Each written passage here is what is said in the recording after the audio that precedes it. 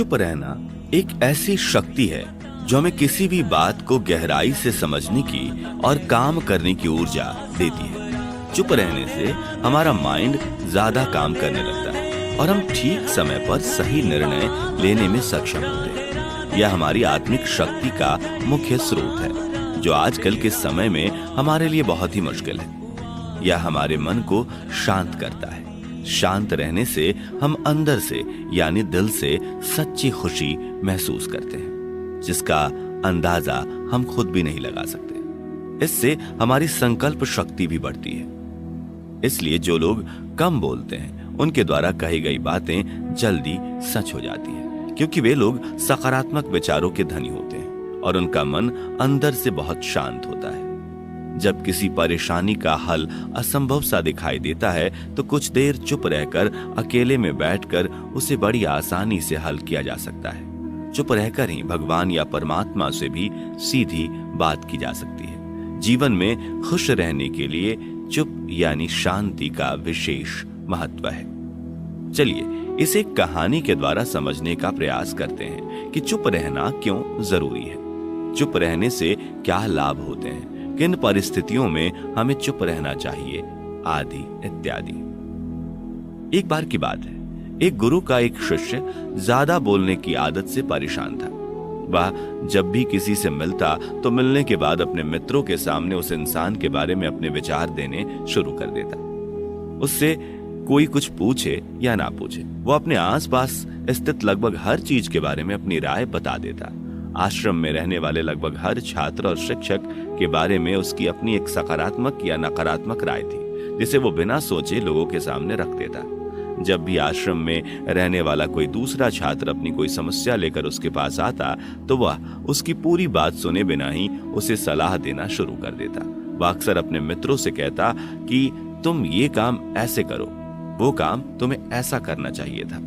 उसे अपने आसपास की चीजों के बारे में जो कुछ भी आधा अधूरा ज्ञान था, मित्रों के बीच गपशप के समय वह बोल बोलकर अपने उस ज्ञान का दिखावा करता। उसकी इन हरकतों की वजह से आश्रम का कोई भी छात्र या शिक्षक उसे गंभीरता से नहीं लेता था।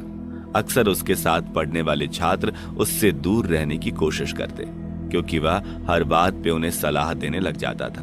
कोई भी उसे अपना मित्र नहीं बनाता था। सब उससे दूर रहना ही पसंद करते थे और अक्सर आश्रम में रहने वाले दूसरे छात्र उसके पीठ पीछे उसकी इन आदतों की वजह से उसका मजाक बनाते थे। उस लड़के को भी पता था कि उसकी ज्यादा बोलने की कमी के कारण कोई भी उसे पसंद नहीं करता। वह भी अपनी इस आदत को बदलना चाहता था, लेकिन वह चाहकर भी हर बात पर अपनी राय देने की इस आदत को छोड़ नहीं पा रहा था। एक दिन वो अपने गुरु के पास गया और अपनी सारी समस्याएं गुरु को बताई। गुरु ने कहा, वत्स, ज्यादा वही बोलता है जिसे लगता है कि वो सब कुछ जानता है। ऐसा इंसान जो ये मानता है कि वह बहुत थोड़ा ही जानता है और अभी ऐसा बहुत कुछ है जो उसे जानना बाकी है, वो कभी भी जरूरत से ज्यादा नहीं बोलता और ना ही कभी बिन मांगे किसी को राय देता है। इसलिए पहले खुद के अंदर से ये अभिमान हटाओ कि तुम्हें सब कुछ पता है। शिष्य ने गुरु के सामने अपना सिर झुका दिया। गुरु ने आगे कहा, वत्स, मैं एक दिन में तुम्हारी ज्यादा बोलने की इस आदत को खत्म तो नहीं कर सकता, क्योंकि ये आदत तुम्हें खुद ही अपने अंदर से धीरे धीरे कम करनी होगी।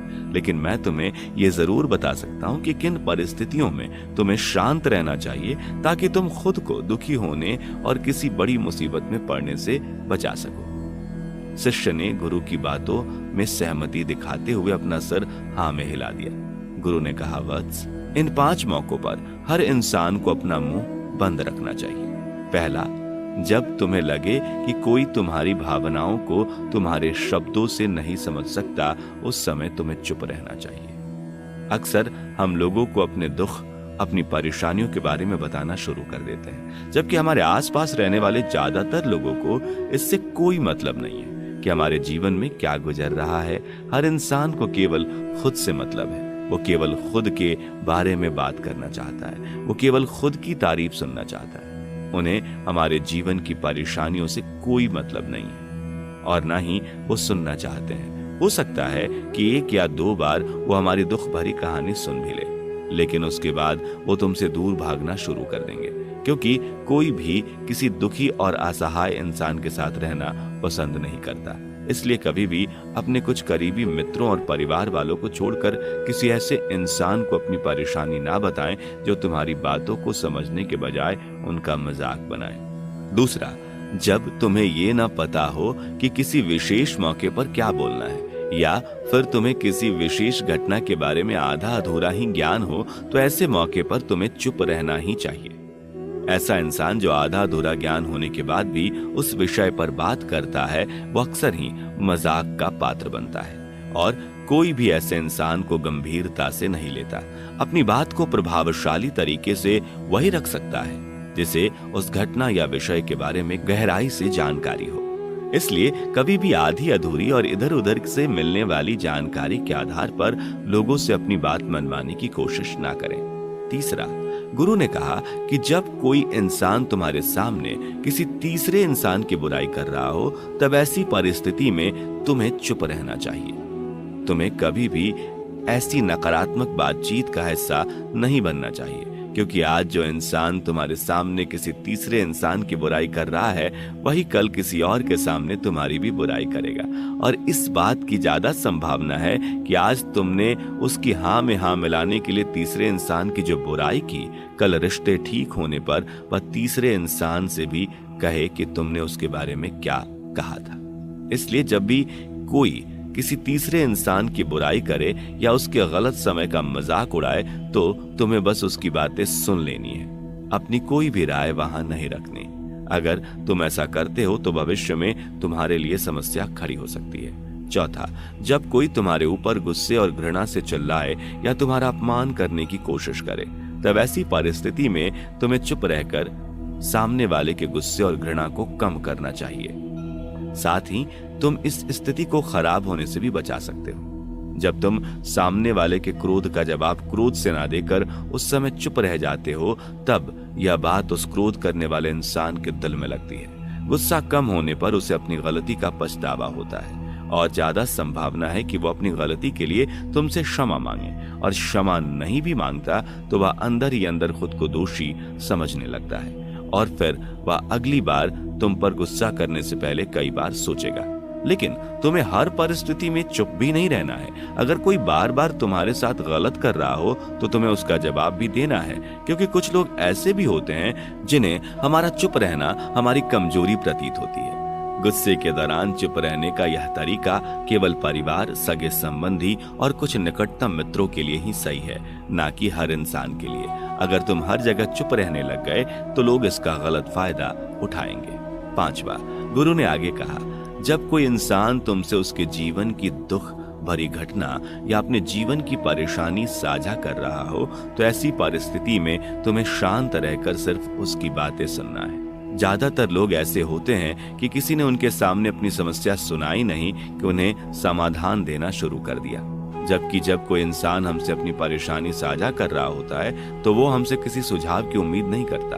वो बस ये चाहता है कि हम उसकी पूरी बात ध्यान से सुन लें, क्योंकि जब हम किसी की परेशानी को ध्यान से पूरा सुन लेते हैं तो उस इंसान को एक आत्मिक शांति की अनुभूति होती है। उसे ऐसा लगता है कि चलो किसी ने तो हमारी बात को समझा। अधिकतर मौकों पर जब लोग हमसे अपनी परेशानी साझा करते हैं तो वो बस हमें अपनी बात बताना चाहते हैं। वो ये नहीं चाहते कि हम उन्हें सलाह देना शुरू कर दें, क्योंकि जो सलाह हम उन्हें देने वाले हैं वो सब उन्हें पहले से ही पता है। परेशानी के समय किसी इंसान को सांत्वना देने का सबसे अच्छा तरीका है कि हम बस उस इंसान की बातों को ध्यान से सुन लें। जब हम लोगों की बातों को बिना उन्हें बीच में रोके और बिना कोई सलाह दिए पूरे ध्यान से सुनते हैं तो उनकी नजरों में हमारे लिए सम्मान और स्नेह का भाव पैदा हो जाता है।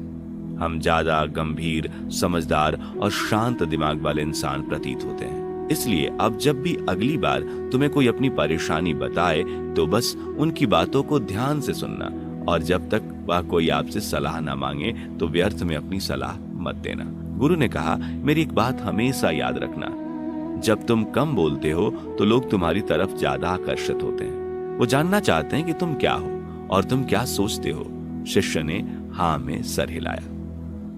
शिष्य अब गुरु की बातों को पूर्ण रूप से समझ चुका था कि उसे किन परिस्थितियों में शांत रहना है और उसने यह जान भी लिया था कि कम बोलकर वह आश्रम में अपनी प्रतिष्ठा वापस पा सकता है। उसने गुरु को धन्यवाद किया और वहां से चला गया।